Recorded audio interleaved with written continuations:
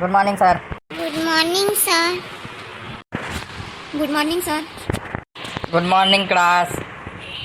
तर आज आपण शिकणार आहोत कम्प्युटरबद्दल. कम्प्युटरचा अर्थ होते common operating machine purposely use for technological and educational research.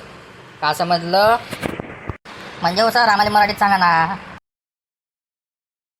म्हणजे एक अशी मशीन जे तुमचं 10 घंट्याचं काम 10 मिनिटात करून देईल आणि त्याचं काम टेक्नॉलॉजिकल आणि एज्युकेशनल यूजसाठी राहील. म्हणजेच शाळेच्या आणि टेक्निकल कामासाठी त्याचा यूज करण्यात येईल. टेक्निकल काम म्हणजे कोणते हो सर?